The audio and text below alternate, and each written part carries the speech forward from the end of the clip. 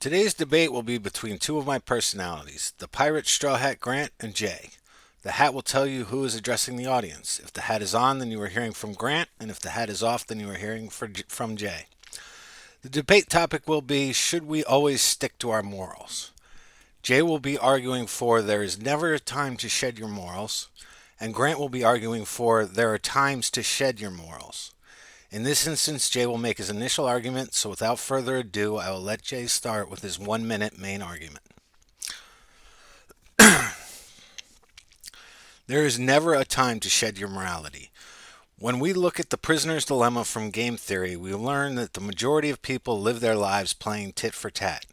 Because of this, every time we shed our morals in an interaction, we are often positioning others in a way where the other person will respond in an immoral fashion. When outside observers observe this reaction and the offended person shed their morals, it can be offensive to the outsider. At this point, the outsider may feel the need to shed their morals to respond.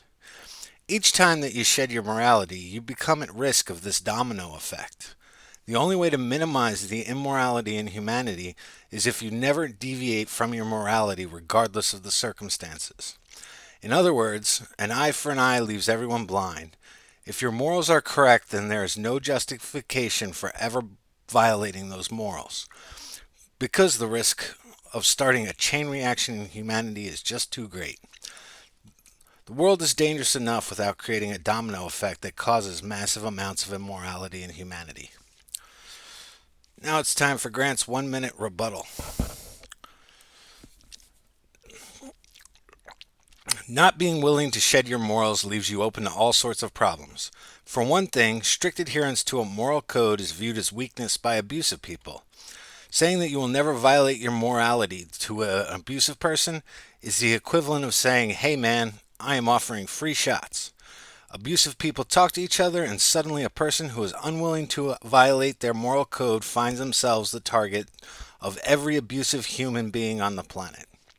In the end, stopping these people from abusing you will require suicide or an act of violence that is tremendous. Nothing else will cause the abusive people to take notice of their abuse. Strict adherence to a moral code results in things like people snapping and going on a murder spree or people committing suicide. If you are willing to face these two fates, then by all means stick to a moral code. But a small act of immorality, like being abusive the moment that a person is abusive to you, can thwart a horrible fate. Oh, it's still Grant, but now it's his main argument. I will give you a historical example of when immorality is absolutely necessary. Let's examine what Osama bin Laden did on 9/11. We all know that killing people is an immoral act. Should we have not taken the necessary steps to end bin Laden's life because our morality forbids us from killing? He would have kept trying to kill us. Our immorality in this situation is absolutely necessary. The idea that we should use our morality as an immutable determination of our actions only works in an ideal world where everyone is moral. Reality does not allow for moral behavior at all times, and pretending that immorality doesn't exist is just as dangerous as the domino effect that concerns Jay so much. We need to analyze every situation to determine if morality matters in our response. The response to Osama bin Laden was immoral, and you know what? I was more than happy to shed my morality to respond in kind to his actions. Alright, Jay's 1 minute rebuttal. Actually, I think the United States response to 9/11 is an example of when the United States violated their morality. Even though it is not immoral to put down a rabid creature, human or not, Israel taught us the moral way of handling situations like Osama bin Laden during Israel's response to Munich. Israel made a mistake and killed an innocent person, which made the world see their response as immoral. But compare it to what the United States did in response to bin Laden. The U.S. created two wars which led to countless innocent deaths rather than releasing a couple snipers and a wet work team, which would have minimized the pointless innocent deaths that we created. All those innocents had families, and those families now have justification for killing Americans. Osama bin Laden understood the domino effect I fear when it comes to immorality, and the United States did not understand it. Killing Osama bin Laden was no more immoral than it was to kill Old Yeller, but not using Israel's approach to terrorism instead of the United States' approach was immoral. If the United States let their morality govern their actions, many innocents would still be alive today. All right, now we're at Jay's 1 minute closing argument. It is of utmost importance that we never violate our morality, and there is never a valid excuse for doing it. If we maintain this belief, then we can avoid being part of many of the problems that humanity encounters. The suggestion that fear of the immoral is a justifiable reason to act immorally is just an excuse for someone to behave in an immoral way so that they can play tat in a game of tit for tat.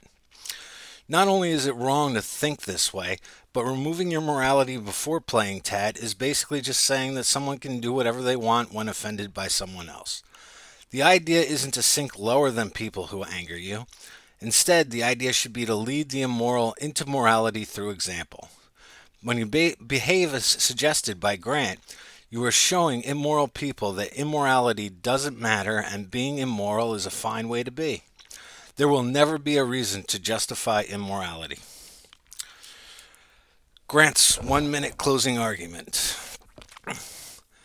There is no other way to deal with immoral people than immoral responses.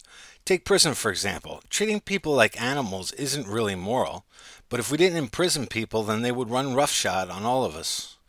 Every military knows that killing is wrong, and yet there is no shortage of people who sign up when the immoral happens. The United States military prides itself on the fact that it possesses greater morality than any other fighting force created. This is an admission that its activities are immoral, but just not as immoral as other groups employed in the same industry. Immorality is a necessary part of life because you can only fight immorality with immorality. It is all the immoral understand, and the immoral aren't smart enough to figure out the example you are trying to set because they don't want morals. It is nice to be idealistic, but it just won't stand up when reality hits. We all need to be immoral at some point if we are to survive the harshness of humanity.